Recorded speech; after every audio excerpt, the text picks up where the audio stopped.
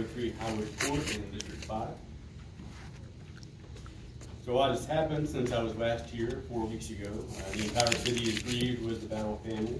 We have a new council member from my district who I hope will keep his promises on the topic of justice reform. We have a new council president who I hope will be equitable and continue to support the right of the public to this period of commentary. We also saw a Hispanic man killed on site at his own home, while a week later a white man actually fired at officers, yet was apprehended unharmed and then released on bond. We've also seen HPD make some of the requested policies and procedures more readily available, which is a good thing, and I hope that will be a step toward preventing further tragedies. We saw the monument to white supremacy relocated, and now we begin the hard work of removing white supremacy from the policies enacted in that building and from the hearts and minds of the officials in that building and in this one. Also, I think there was an election, it's hard to tell. Tonight, I want to revisit a comment that was made the last time I was here. I think most people realize that during a pandemic, people don't really want to spend any more time down here than is necessary, particularly since no dialogue is allowed during this time. It's not a sign of disrespect when we leave the room after speaking and make room for others to come in. And if you paid any attention at all to what we've said, you realize that we all listen to the remainder of the meeting, sometimes just right outside here.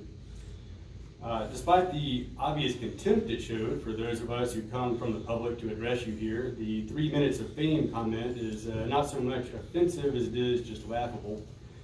This is in no way a path to fame, even with the 50 people who are watching online right now. I have much better pathways to fame if that's what I'm after, and they're certainly more fun than this. Nor is this a path to popularity. It's made me decidedly less popular at work, with friends, even at church. Half the black folks say, "What's that white guy doing?" And 90% of the white folks say things that would violate the rules of decorum were I to repeat them. If you don't believe that, go back to the Facebook live stream of this and look at the comments. You'll see some of them even talk bad about this awesome t-shirt that Russell turned me on to. Now, standing up for justice has in fact not been popular at all. Sometimes we have to do what's right even when it's not popular. It's a far cry from party over principle, but I do recommend it. This isn't 3 minutes of fame for anyone here, it's 3 minutes of accountability, and accountability is something this administration has shown it desperately needs more of. We've heard that you want to move on, but moving on implies some kind of resolution. There hasn't even been an acknowledgement of a problem, much less any resolution to that problem. So you will continue to hear from us in 3-minute bursts of accountability every 2 weeks for the next 4 years if necessary, because we're not going away. And as the young people like to say, no justice, no peace.